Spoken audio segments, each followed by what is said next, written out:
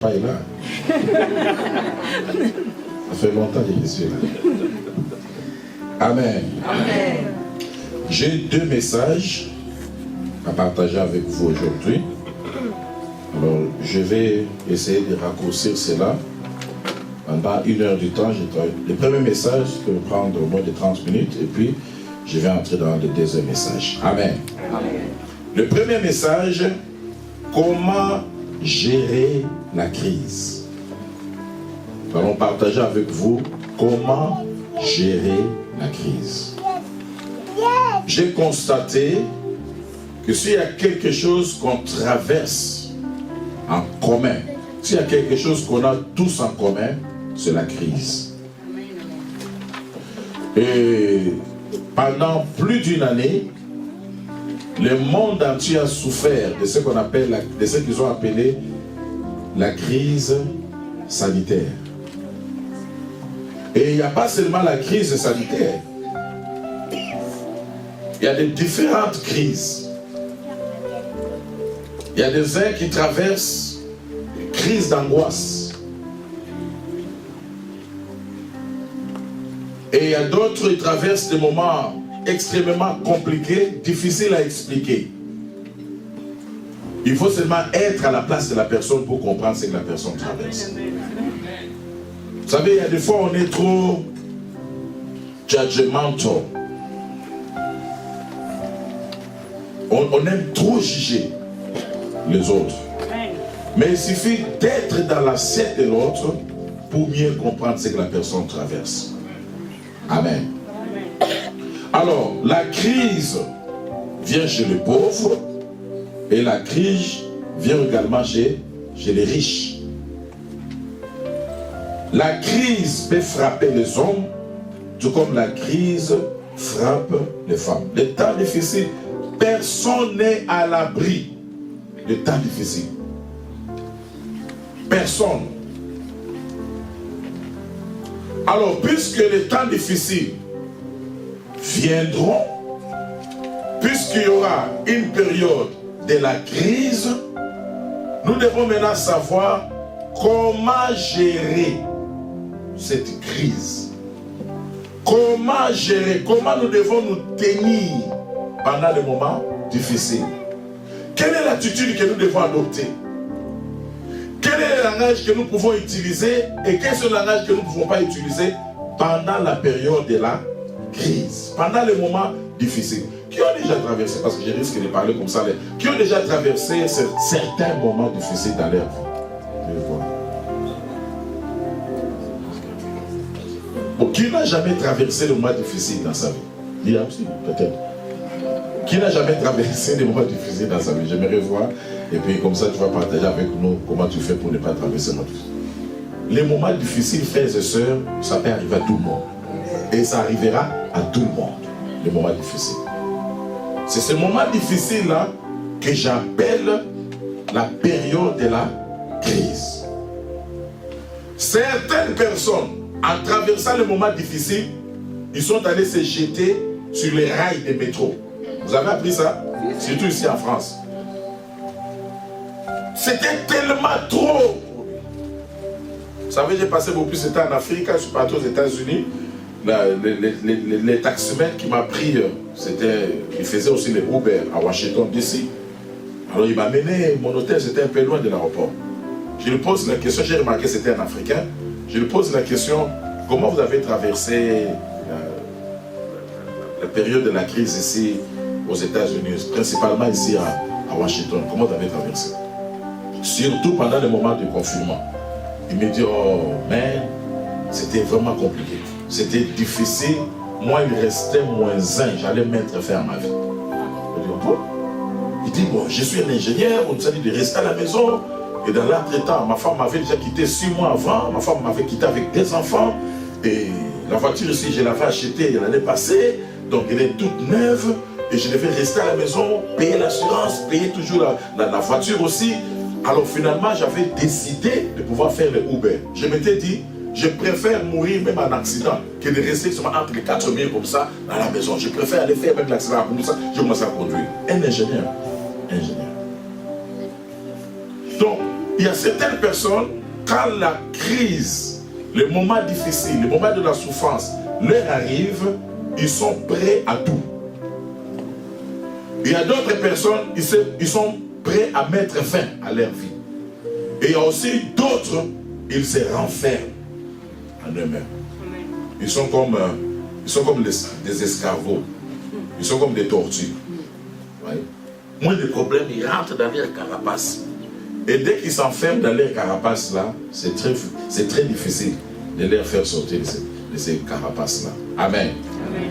Alors, puisque le moment difficile va nous arriver, puisque on aura à perdre aussi certains membres de nos familles, on aura à perdre certains membres de notre église, notre société, comment est-ce qu'on peut se tenir? Comment gérer la crise? Amen.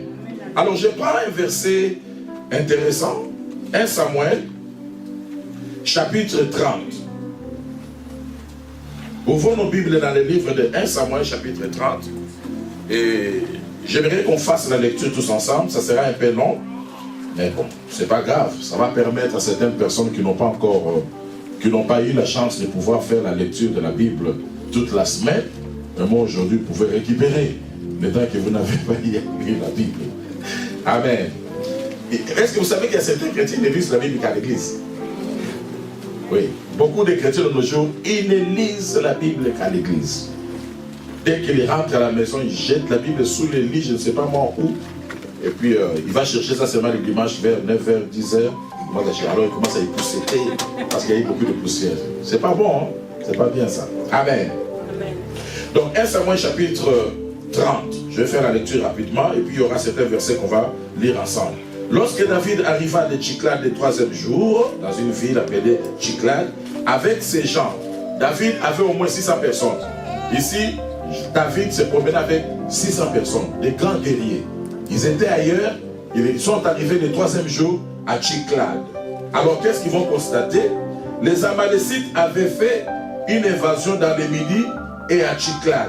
Ils avaient détruit et brûlé Tchiklad.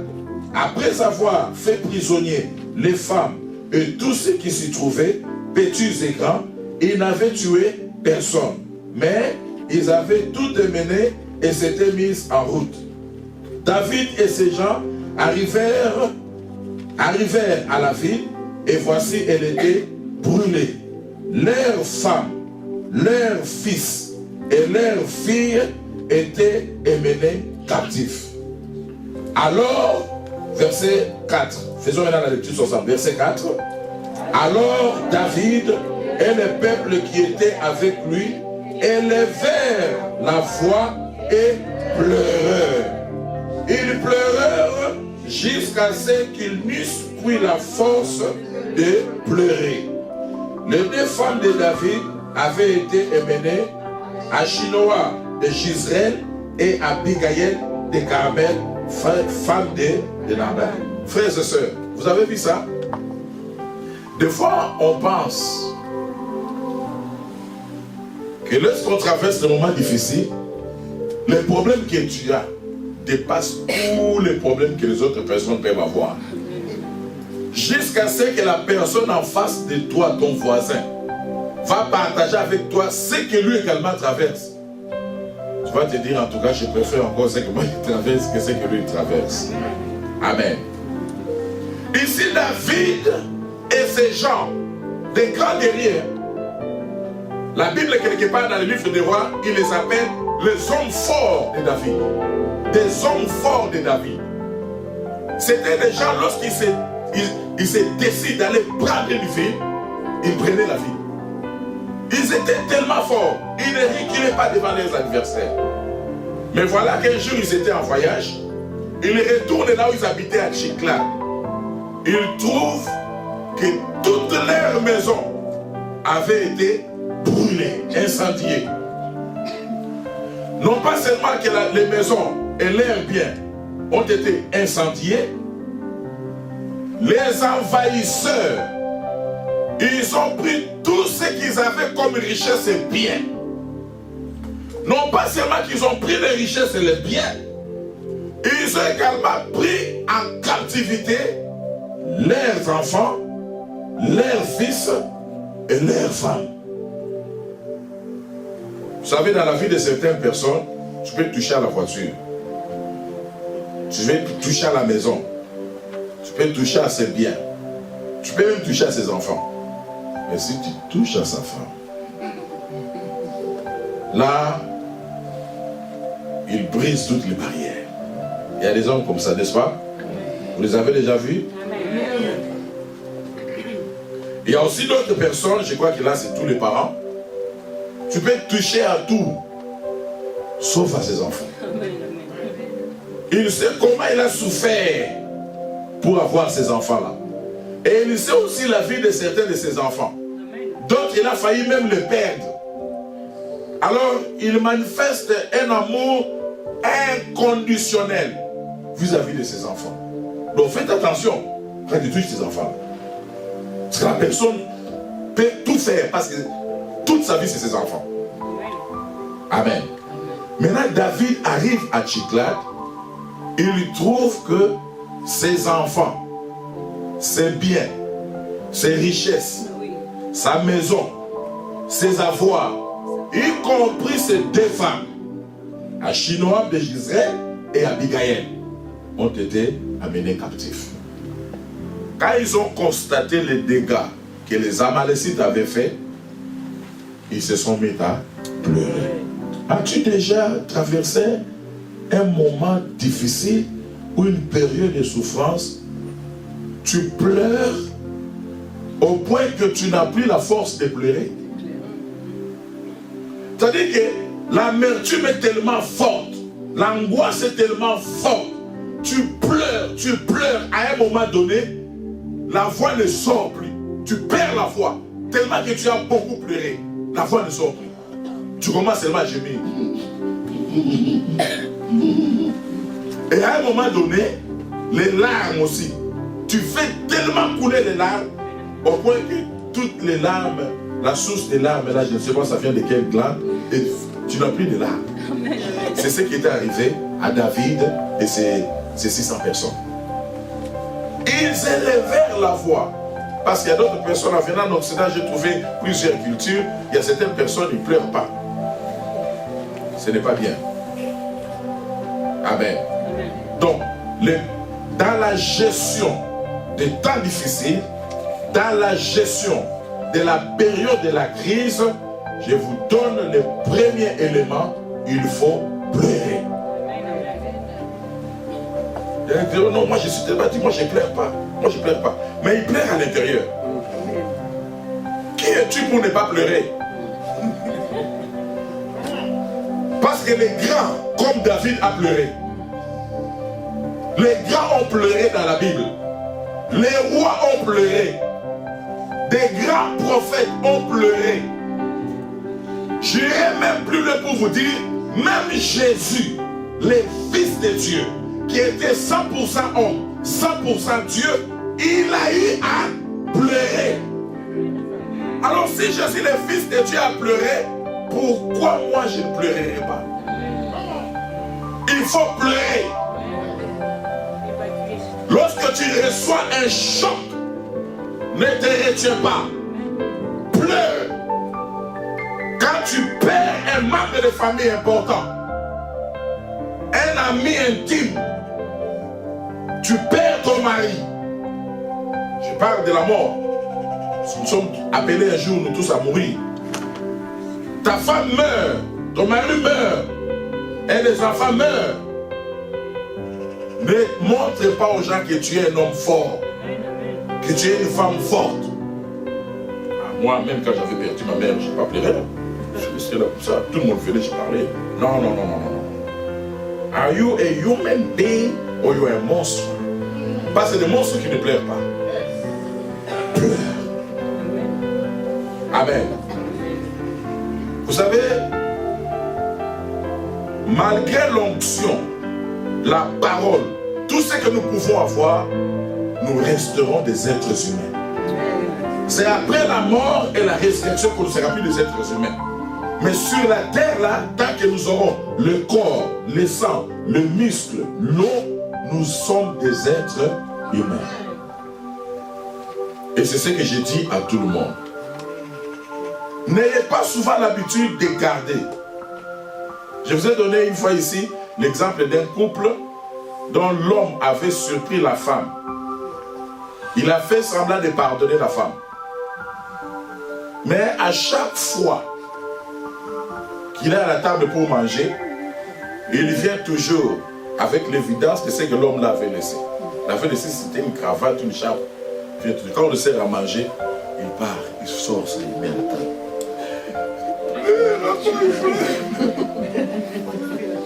Pendant 3 ou 4 mois. Mais répudier la femme, il ne veut pas répudier la femme. Il reste, c'est pas la femme. Moi, je ne veux pas divorcer. Mais il pleure toujours, surtout au moment de manger ou au moment d'être au lit. Et il sort toujours les souvenirs là. Ce qui était comme évidence pour lui. Ce qui était comme si la preuve. Il sort, il est table. Jusqu'au jour où la femme a dit non, non, moi je ne vais pas rester avec un homme comme ça. Il ne me reproche pas. Il ne me chasse pas. Mais il ne fait que pleurer chaque jour. À me montrer la preuve, l'évidence qu'il nous avait attrapé.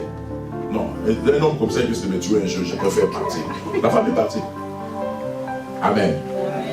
Quand vous êtes en couple, lorsque vous êtes des amis, même des membres de famille, apprenez à être expressif. Parlez. Même s'il y a un problème. Vous comprenez? Et surtout même lorsqu'il y a un problème. Je préfère parler, je préfère me libérer. Mais avec des bonnes manières. Hein? Parce qu'il ne faut pas dire, oh non, moi pour eux c'est la vérité. Moi c'est la vérité. Vous avez souvent entendu ce langage-là. Moi c'est la vérité. Les gens me disent ça à cause de la vérité. Moi c'est la vérité. Moi j'ai dit souvent la vérité. Mais de quelle manière tu dis cette vérité? Parce que toute vérité sans amour est un poison. C'est la vérité, mais ça n'a pas été accompagné de l'amour. Ça n'a pas été accompagné de la compassion. Ça devient un poison. Au lieu que ça aide la personne, ça a encore enfoncé la personne, ça a encore détruit la personne. Alors à quoi servirait cette vérité? La vérité marche ensemble avec l'amour. Amen. Parlez. Faites sortir ce qui est à l'intérieur, ne cachez pas. La cachotterie, souvent, c'est le reflet de l'ennemi, c'est le reflet du diable. Souvenez-vous, lorsque Adam et Ève ont péché, quel était leur premier réflexe? En écoutant la voix de Dieu dans le jardin, Adam a dit, Seigneur, nous avons entendu ta voix dans le jardin. Nous nous sommes cachés parce que nous sommes nus. Donc les premiers réflexes quand ils ont péché, les premiers réflexes, c'est de se cacher. La cachotterie, souvent, ce n'est pas bon. Et lui-même, le diable, il est appelé le prince des mondes des ténèbres. Il rôde comme un lion. Or, il n'est pas le lion. Donc, il se cache dans les ténèbres, il prend le micro, il amplifie sa voix. Lorsque tu l'entends, tu vas penser que c'est le lion qui est en train de rugir. Or, ce n'est pas un lion. Il rôde comme un lion. Il se cache. C'est pourquoi on l'appelle le prince des mondes des ténèbres. Il aime être dans les ténèbres. Et ses fils et ses filles aussi aiment être dans les ténèbres. Et le premier élément des ténèbres, c'est la cachotterie. Si tu as un ami, tu as une amie ou tu as un mari, tu as une femme, il te cache toujours les choses. Je vous ai dit hier ici, le live que j'ai vu, n'est-ce pas? J'ai vu un live, un couple qui aime beaucoup faire les lives sur Facebook. Je ne vais pas vous citer le nom de ce couple-là. Souvent, c'est la femme qui commence. Elle a commencé, le mari était, je ne sais pas moi là où il était, la femme a introduit les gens dans la prière, introduit le moment de la prière. À un moment donné, c'était au moment des acclamations. Elle dit, on va vraiment acclamer le Seigneur. Pendant qu'ils étaient en train d'acclamer le Seigneur, le mari est venu s'asseoir. Et ça se voit même. Le mari est venu s'asseoir. Quand le mari s'est assis, il a vu le téléphone de sa femme. Il a vu le téléphone. Je ne sais pas ce qu'il voulait chercher le téléphone. On voit la femme clairement comme ça. Elle qui battait les mains, quand on a retiré le téléphone, elle a arrêté de battre les mains, elle a racheté. Elle a racheté le téléphone. Dites-moi des choses comme ça. Et c'est les aléas du direct. Amen. Qu'est-ce qu'elle cache? Qu'est-ce qu'elle ne voulait pas que le mari puisse voir? Amen. Parce que moi, quand on me demande de conseiller souvent le couple, j'ai dit, si tu sais que tu n'as rien à cacher, pourquoi je vais mettre les codes? Si vraiment je n'ai rien à cacher. C'est que la corde, password, pin. Parce qu'il y a des codes et des codes. Hein. Il y a des gens qui mettent les codes, ils font majuscule, minuscule, ils prennent les points, ils prennent l'arrobase, ils prennent les chiffres, les signes arithmétiques. Mais là-bas, ça devient compliqué. Quand toi tu viens, on ne sait pas sa date de naissance. Tu sais les dates de naissance, comment ça marche. Mais vous êtes seulement à 2. Donc pour éviter certains problèmes, à moins que, bon, je ne sais pas, chacun voit, c'est comment il dirige son. Si je n'ai rien à cacher, pourquoi je mets les codes partout? Pendant que je sais que nous vivons seulement à 2. Il y a des couples comme ça. Donc, les codes partout. Hey. La femme aussi, les codes partout. Personne ne peut voir ce que l'autre fait, l'autre ne peut. Personne. Vous cachez quoi? Amen. Amen. Qu'est-ce qu'on cache? Pour éviter les problèmes, je te donne mes codes. Mais faites attention, quand je te donne mes codes là, c'est pour que toi aussi tu me donnes mes codes. Tes codes. Comme ça, si moi je n'ai rien à cacher, je dois être sûr aussi que toi tu n'as rien à cacher. N'est-ce pas vrai? On doit être juste et correct. Donc, c'est pour vous dire, apprenez à exprimer. Amen. Le mariage, j'ouvre une petite parenthèse, le mariage a 3 piliers. Vous êtes d'accord avec moi?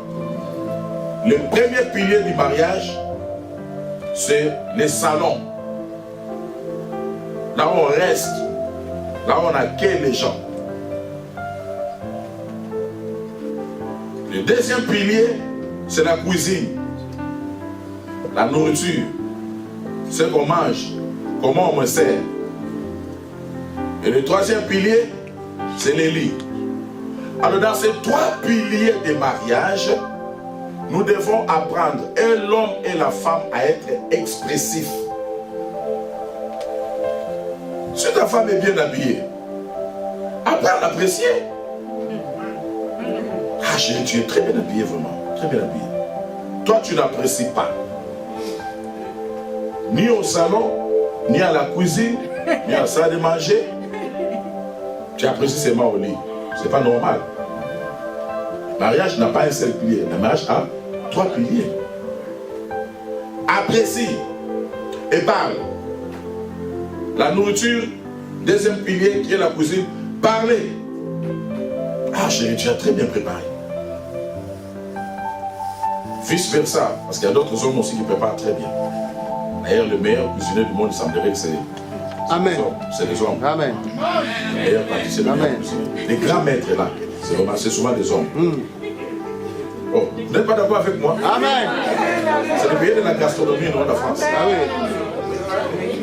Les grands maîtres cuisiniers, c'est les hommes. Amen. Alors, si c'est les grands, appréciez. Il a dit les grands. Oui, oui. Appréciez. Amen. Amen. Si tu n'apprécies pas ton mari, si tu n'apprécies pas beaucoup ta femme, mais toi, tu es spécialiste dans des remarques. À un moment donné, la femme ou le monsieur va commencer à rejeter tes remarques. Parce que toi, tu ne viens qu'avec des remarques. Tu ne vois jamais rien de bien à moi que des remarques. Ça ne va pas marcher. La même chose même dans la chambre à coucher. Apprécie.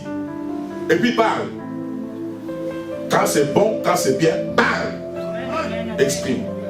Ce n'est pas que tu es là comme un cadavre. Non. Exprime-toi. Ah chérie, oui, c'est bon comme ça. Continue comme ça. Non, vraiment, je n'aime pas. Non, ça, là, je ne sens pas. Oh. Il faut parler. Il faut exprimer. Amen. Dans toute la liberté. Oui, mais dans toute la liberté. Je vous encourage. Exprimez-vous dans toute la liberté. Ne marchez pas comme on nous avait appris chez nous là-bas, dans les grands tabous. Non, c'est ton mari. C'est ta femme. Et en matière là, beaucoup de femmes trompent. Elles font semblant. C'était même pas bon, mais... Non. Tu es avec lui. C'est lui. Tu n'as pas quelqu'un d'autre. C'est lui. Alors si lui ne te satisfait pas, qui va encore te satisfaire? Donc je préfère te dire, non, je n'aime pas cette position. Parlez. Je ferme ma parenthèse. Quel était le premier point? Pleurer. David a remarqué que ces deux femmes sont parties. David a remarqué qu'il n'a plus rien. Et lui, et les gens qui étaient avec lui, ils ont pleuré. Ils pleuraient jusqu'au point qu'ils avaient pris la force de pleurer. Et surtout David a pleuré, pourquoi? Parce que ces deux femmes ont été menées captives. Verset 6. David fut dans une grande angoisse. Ça arrive aux hommes, ça arrive aux femmes. 2 mois de paiement, 3 mois, 4 mois de chômage. Tu commences à sentir l'angoisse. David fut dans une grande angoisse car le peuple parlait de les lapider. Vous savez pourquoi le peuple parlait de les lapider? Et ils pensaient que le grand problème n'arrive qu'à eux. Ça ne pouvait pas arriver à David. Non, David est un être humain comme vous aussi. Il a des sentiments, il a des émotions, il a des feelings. Donc, si vous avez perdu vos femmes, David aussi a perdu sa femme. Alors, pourquoi vous avez le droit de pleurer et vous pensez que David n'a pas le droit de pleurer? Alors, quand ils ont vu que non, et David aussi pleurait comme eux, ils commençaient à développer de mauvaises intentions. L'intention de pouvoir les lapider. Mais j'aime bien ce verset. La Bible dit ceci. Chacun avait de l'amertume dans l'âme parce que tous avaient de l'amertume dans l'âme, chacun à cause de ses fils et de ses filles. Mais David reprit courage en s'appuyant sur l'Éternel, son Dieu. Et il dit au sacrificateur Abiatar, fils d'Achimelech, apporte-moi donc l'éphod. Et Abiatar apporta l'éphod à David. Et David consulta l'Éternel en disant, poursuivrai-je cette troupe? L'atteindrai-je? L'Éternel lui répond, poursuis car tu atteindras et tu délivreras. Nous entrons dans le deuxième point. Le premier point, nous avons dit comment gérer la crise, comment gérer le moment difficile, comment gérer la souffrance, comment gérer la saison de calamité, d'angoisse et d'amertume. Le premier point, c'est quoi? Il faut pleurer. Tu perds ta mère, pleure. Parce que tu ne la verras plus sur la terre ici. Tu pleures ton mari, pleure. Fais sortir le choc que tu as eu. Tu reçois une mauvaise nouvelle. Ne garde pas ça. Parce que ça risque de s'amplifier à l'intérieur. Et quand ça va se manifester, c'est pour t'emporter toi aussi. C'est comme ça qu'on voit beaucoup des hommes, quand ils perdent leur femme, ils restent là pour montrer aux gens que lui, il est fort. Il ne pleure pas. Et il y a un expression qu'on dit chez nous, le pleur d'un vieux ou d'un homme âgé, c'est faire rougir les yeux. Non. Laissez-les pleurer. Laissez-les pleurer. C'est un homme fort, mais là, il est un être humain, il est en train de traverser le moment difficile. Laissez-les pleurer. Encouragez-les même à pleurer. Afin de sortir. Mais maintenant, ça devient un problème lorsque ce pleur-là devient des pleurs éternels. Il y a des gens comme ça, ils ont des pleurs éternels. Elle a déjà 45 ans. Et à chaque fois qu'elle parle, on m'a même violé quand j'avais 8 ans. Tu as déjà 45 ans. Tu pleures encore les douleurs des viols lorsque tu avais 8 ans. Frère, vous trouvez ça normal? Il y a un problème là. Quand les pleurs sont continuelles, quand les pleurs sont permanentes, là il y a un souci. Mais lorsqu'un choc arrive, une crise arrive, un problème arrive, pleure. Mais ne pleure pas toute ta vie. Move on with your life. Ne pleure pas toute ta vie. J'aimerais que quelqu'un le dise à son voisin. Ne pleure pas toute ta vie. Même la Bible dit, il y a un temps pour tout. Il y a un temps pour pleurer et il y a un temps pour rire. J'annonce à quelqu'un, si tu avais commencé 2021 avec des pleurs, tu finiras 2021 avec des rires et des joies. Aïe, aïe, aïe, aïe, aïe, aïe, aïe, aïe. On dirait que ça parle, on dirait que je parle à quelqu'un. On dirait que ce message s'adresse à quelqu'un. Tu finiras cette année dans une grande gloire. Alléluia. David a pleuré, mais David a compris. Regardez-moi, s'il vous plaît. Vous vous souvenez lorsque David avait eu l'enfant avec la femme d'Uri, Michaël. L'enfant était... Bathsheba, merci. L'enfant est tombé malade. David, il a pris les cendres. David a pris les sacs. David se couchait par terre. David cherchait la face de Dieu. Tout celui qui venait le voir, il trouvait vraiment qu'il y avait ça ne va pas dans la vie de David. Il pleurait. Il implorait la compassion et la grâce de Dieu. Seigneur, par ta grande miséricorde, guéris-moi. Guéris-moi cet enfant. Guéris-moi cet enfant. Il priait, il pleurait, il gênait, il se mettait par terre.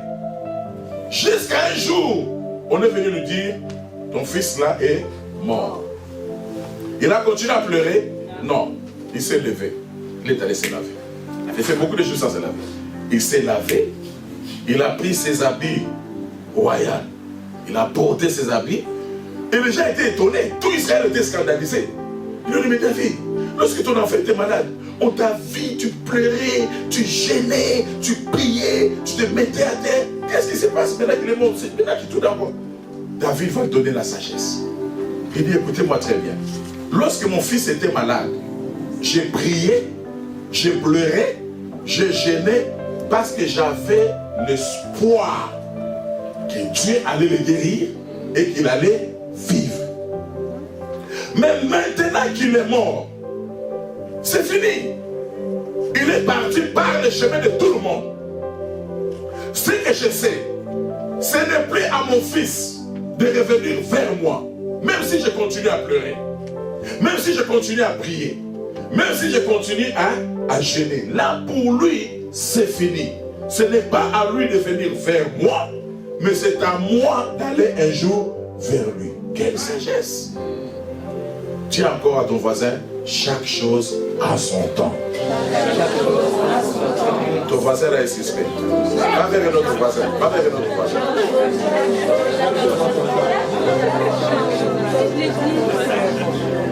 Le premier point, il faut pleurer. Pleurer parce que c'est un choc. Pleurer parce que tu restes un être humain. Pleurer parce que tu es un esprit possédant une âme mais habitant encore dans le corps. Comme tu as le corps, il y a le sang. Comme tu as le corps, il y a l'eau. Comme tu as le corps, il y a le muscle, il y a le os, il y a la chair. Pleure. Mais ne pleure pas toute l'année. Ne pleure pas toute ta vie. La deuxième des choses, pour mieux gérer la période de la crise, après avoir pleuré, la deuxième des choses, la Bible dit, David consulta l'Éternel. C'est la prière. Lorsque tu traverses les moments difficiles, tu traverses la période de la crise, après avoir pleuré, c'est-à-dire après avoir constaté les dégâts que l'ennemi a fait, prie maintenant. Amen. Gloire au Seigneur. La Bible déclare, ô toi qui exauces la prière, tous les hommes viendront à toi. Nous avons un Dieu qui exauce la prière. Frères et sœurs, vous avez un Dieu qui exauce la prière. Allons-y auprès de ce Dieu qui exauce la prière. Ne continue pas toujours à te plaindre. Ne continue pas toujours à te plaindre. Ne continue pas toujours à pleurer. Et puis les chrétiens du XXIe siècle, nous avons développé un mauvais réflexe. On a tendance à beaucoup plus parler de nos problèmes au lieu de parler à nos problèmes. Jésus ne nous a pas dit de parler de la montagne, mais Jésus nous a dit de parler à la montagne. Si quelqu'un a la foi, il dira cette montagne, ôte-toi de là et jette-toi dans la mer. S'il ne doute pas dans son cœur, Marc chapitre 11 verset 22, mais s'il croit que ce qu'il dit arrive, il le verra s'accomplir. Mais la plupart d'entre nous, au lieu de parler à la montagne, de parler à la crise, de parler à la maladie, de parler à cette situation qui te tracasse, nous préférons parler de ces problèmes. Ah bon, arrête de paix, ce soir, ces derniers temps, moi je traverse le moment difficile. Arrête de paix, il ne faut pas trop me parler de ça. Tu ne savais pas? Ok, laisse-moi te dire. Voilà, je suis traversé ceci. Non, pas tout le temps. Parle à la montagne. Et nous avons la garantie de la part de notre maître qui nous a dit, si tu ne doutes pas dans ton cœur, si tu crois que ce que tu dis arrive, tu les verras s'accomplir. Il consulta l'Éternel. Il a appelé un des sacrificateurs, là, Abiatar. Il dit, Abiatar, apporte-moi l'éphod. L'éphod, c'est un truc que les Juifs portent c'est comme la talit, les chants de prière. Et il a consulté l'Éternel. Deux grandes phrases. Seigneur éternel, est-ce que je peux poursuivre ces troupes? Deux, lorsque je vais le poursuivre, est-ce que je les rattraperai? Est-ce que je les atteindrai? Une prière claire, précise et nette. Seigneur, voilà les dégâts est vraiment sans précédent. Nous sommes dans l'amertume, nous sommes tous dans l'angoisse. Mais moi je viens vers toi.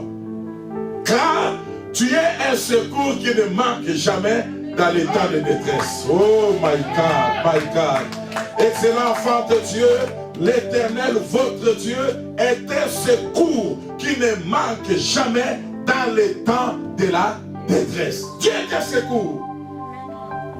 Quelque part il est dit, ceux-ci s'appuient sur leurs chars, ceux-là s'appuient sur leurs chevaux. Mais nous invoquons le nom de l'Éternel, car le nom de l'Éternel est une tour forte dans laquelle les justes se réfugient. The name of our Lord is a strong tower. The name of our Lord is a strong tower. Le nom de l'Éternel est une tour forte. Les uns s'appuient sur leur connaissance, d'autres s'appuient sur leurs membres de famille, d'autres s'appuient sur leurs maris, d'autres s'appuient sur leurs épouses, d'autres s'appuient sur leur sagesse, d'autres s'appuient sur les carnets d'adresse qu'ils ont, d'autres s'appuient sur leurs connaissances et des relations. Nous ne regardons pas toutes ces choses. Nous nous appuyons sur l'Éternel. Car le nom de l'Éternel est une tour forte. Gloire au Seigneur. Est-ce que quelqu'un peut me donner 3 puissances? Amen.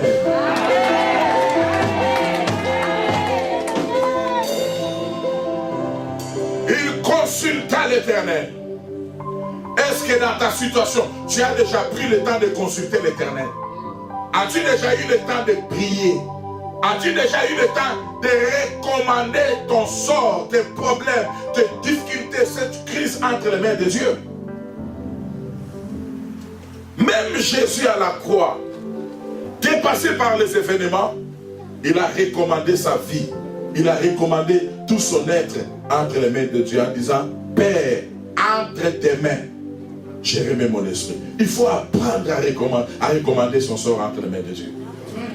Même le psaume nous le dit. Recommande ton sort à l'Éternel. Mets en lui ta confiance et voici, il agira. Frères et sœurs, regardez ce qui s'est passé. L'Éternel lui répondit. Oh, j'aime bien ça. Il a consulté l'Éternel et l'Éternel lui a répondu.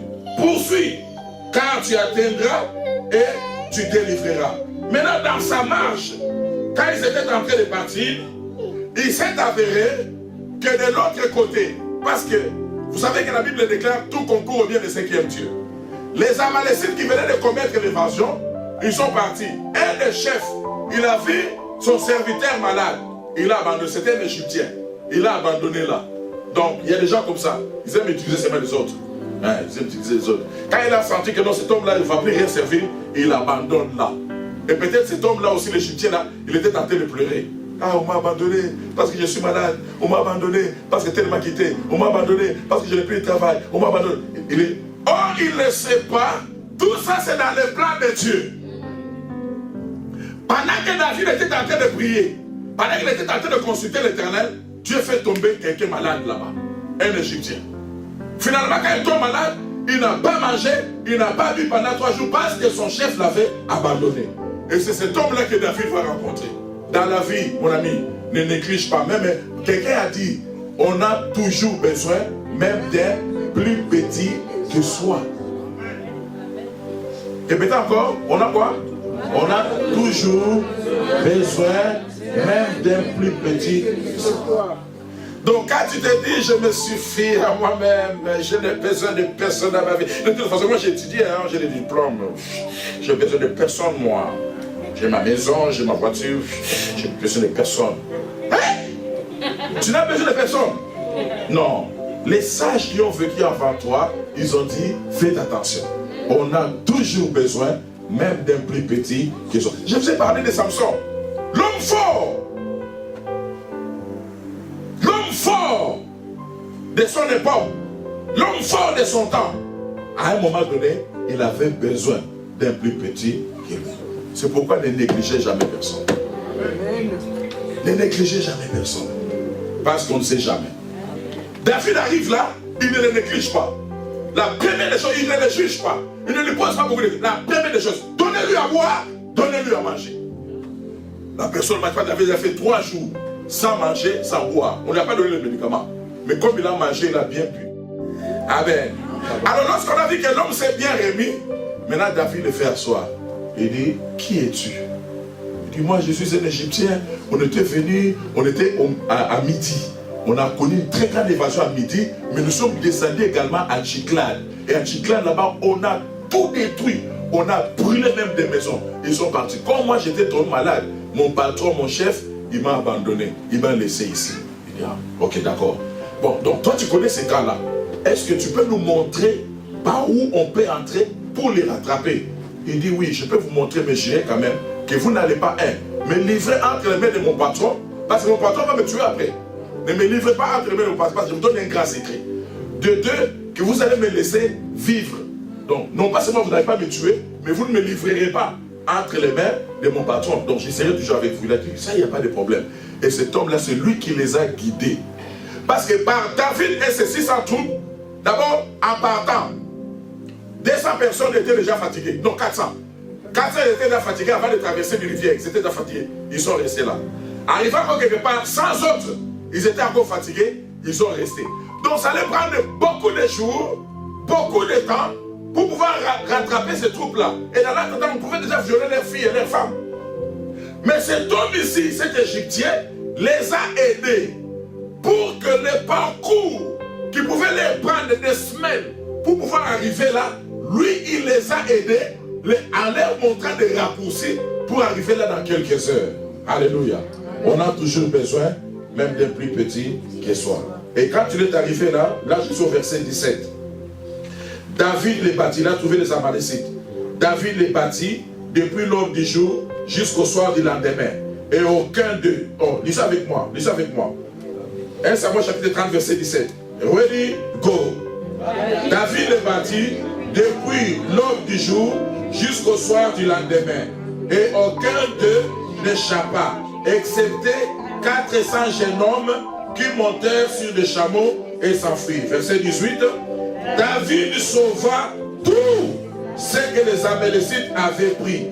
Et il délivra aussi ces 2 femmes. Continuez.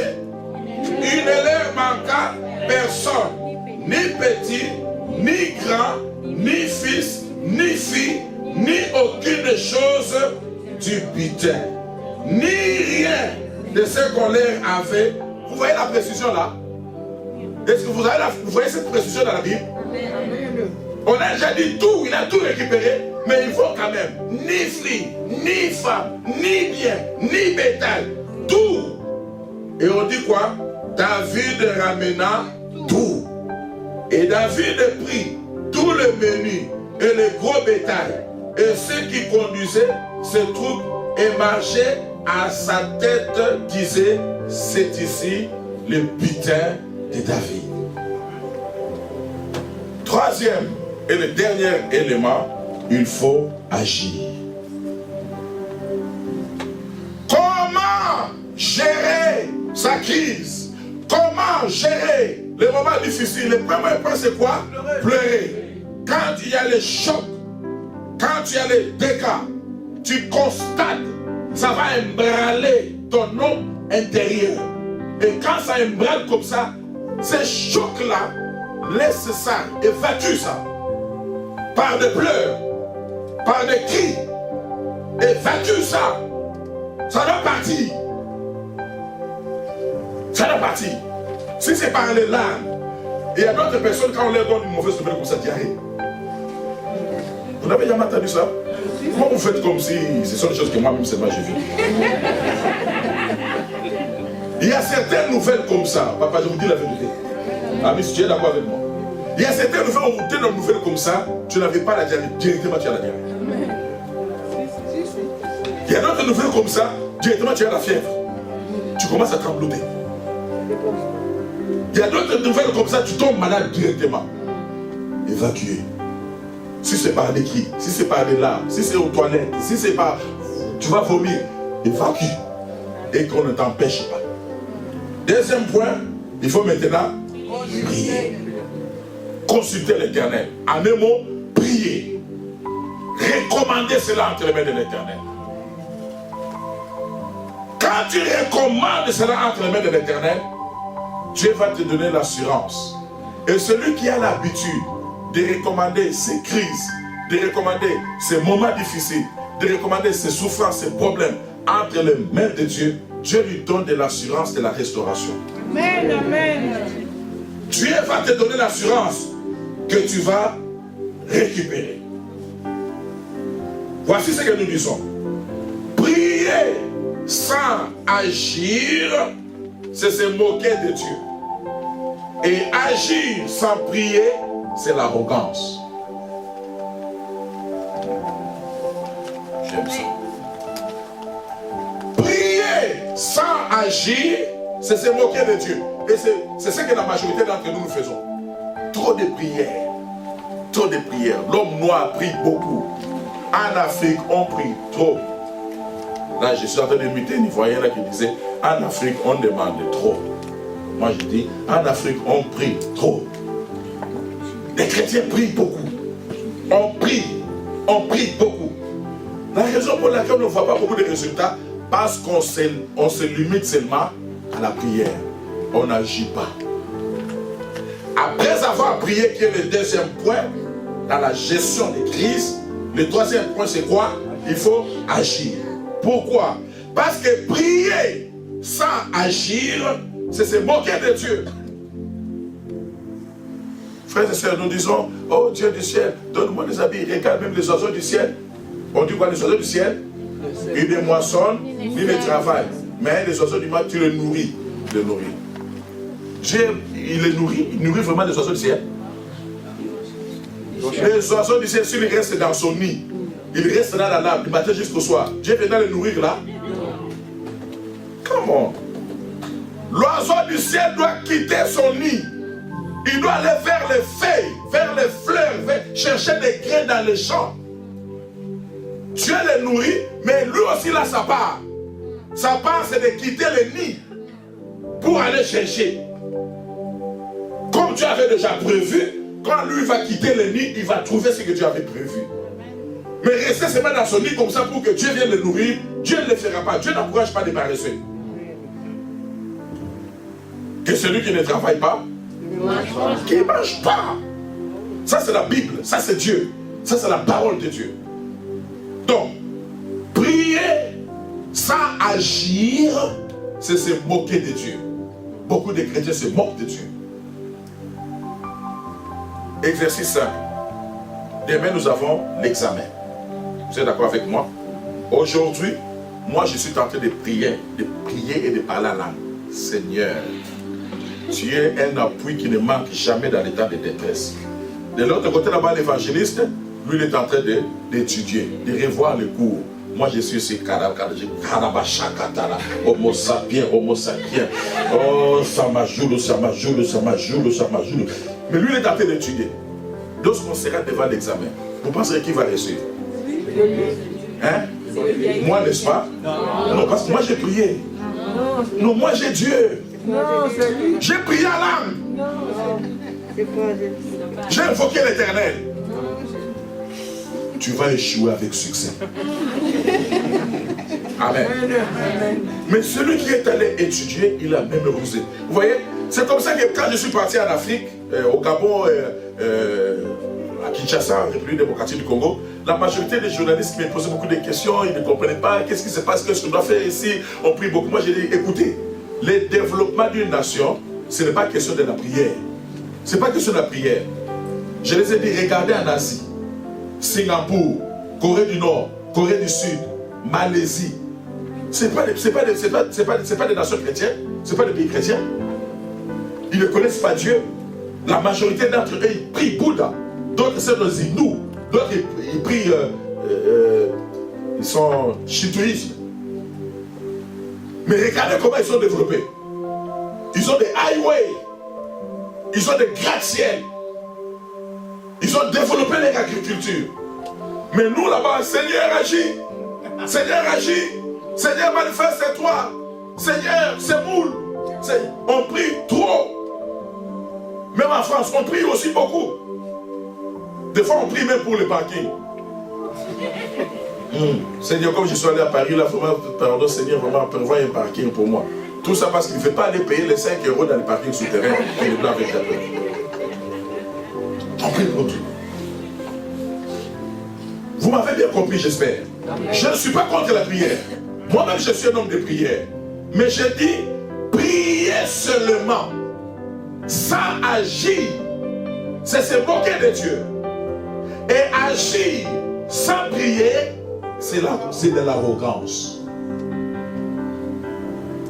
David a pleuré, mais David a prié.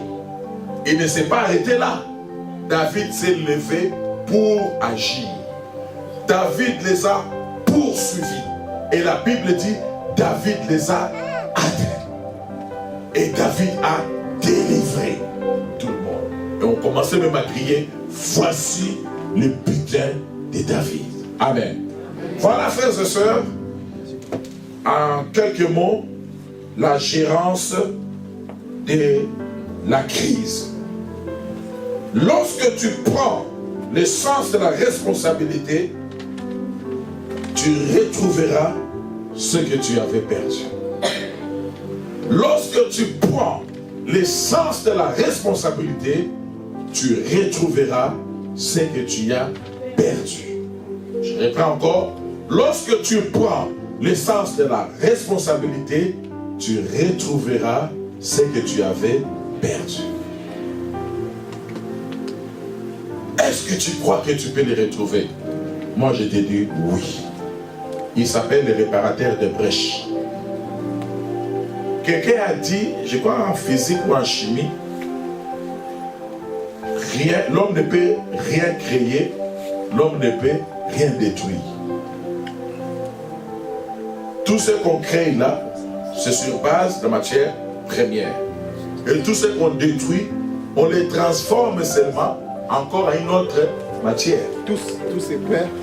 Tout se récupère. Rien ne se perd, tout se transforme. Rien ne se perd, tout se transforme. Alors si l'on peut dire ça, rien ne se perd, tout se transforme. Accompagnez votre raison, Dieu. Le Dieu qui a tout créé par sa parole. Si l'on peut créer la voiture Mercedes avec des pièces de rechange en Allemagne, accomplis plus forte raison l'Éternel, notre Dieu, qui a donné à l'homme cette intelligence-là. Il nous a créé avec des matières, avec des pièces de rechange. Et tout ce que Dieu te donne, il y a aussi des pièces de rechange dans ce qu'il te donne. Amen. La distraction, c'est de croire que c'est fini, j'ai tout perdu, je dois croiser les bras et je dois même mettre fin à ma vie. Il était arrivé à un moment donné, j'ai traversé des moments difficiles, très difficiles. C'était en 2003. Et dans l'entretemps, un pasteur m'invite ici en France. Je quitte les États-Unis, j'arrive. À l'intérieur de moi, j'étais démoli. Vous savez, la force, souvent, ça vient de l'intérieur. Hein? Ce n'est pas de l'extérieur, ça vient de l'intérieur. Alors, je reste à l'hôtel, là, vous m'avez placé. C'était très haut. J'ouvre la fenêtre, je regarde en bas. J'entends vraiment la voix du diable qui me dit, Élisée Moulumba, you are finished. C'est fini pour toi. Tu vas plus t'en sortir. Pourquoi tu ne te lances pas seulement là? Oui. Oui. Jette-toi seulement là. C'est fini, non? C'est fini. Tu espères encore quoi? Jette-toi seulement là. Et voilà, c'est fini comme ça. Tu ne vas plus souffrir, tu ne vas plus crier. Puis c'est fini. Et je commençais à pleurer. Hein. J'ai pleuré comme David. J'ai pleuré au point que je n'avais plus la force de prier. Je ne pouvais même pas prier. Je n'arrivais même pas à préparer les messages. Jusqu'à ce que je suis allé lire les versets bibliques qui m'a dit pour tout celui qui vit, il y a encore de l'espérance. Ne mettez pas trop d'espoir. L'espérance. Pour tout celui qui vit, il y a encore de l'espérance. Oh, avec Dieu, tu peux encore recommencer. Avec Dieu, tu peux encore repartir. Pourquoi Dieu t'a laissé en vie? Parce que tu peux encore repartir. Tu peux encore recommencer. Aujourd'hui, je vais dire à quelqu'un, avec Dieu, tu peux encore repartir. Avec Dieu, tu peux encore recommencer. Avec Dieu, il peut lancer encore un nouveau élan. Il n'y a rien qui est perdu définitivement. Ce que tu as perdu, tu peux encore le récupérer. Ne t'inquiète pas, Saoul, pour les années que tu as perdu, tu peux encore les récupérer. J'ai dit, tu peux encore les récupérer. Notre Dieu s'appelle les réparateurs et brèches. Voilà, excellent fan de Dieu, le message que le Seigneur m'avait donné pour vous. Que Dieu vous bénisse.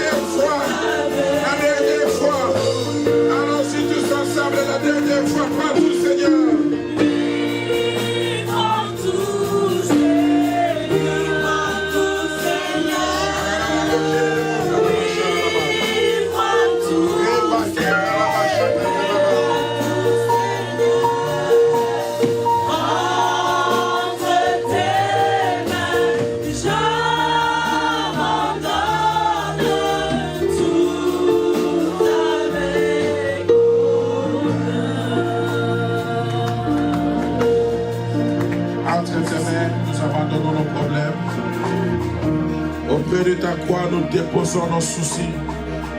Auprès de ta croix, nous déposons nos fardeaux. Auprès de ta croix, nous déposons nos préoccupations. Seigneur, nous savons que tout ce qui est entre tes bonnes mains sont en parfaite sécurité. Entre tes mains, nous abandonnons notre avenir.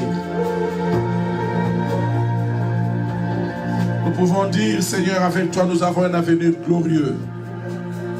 Avec toi, ma sœur a un avenir glorieux. Même si notre passé semble être sombre. Même si...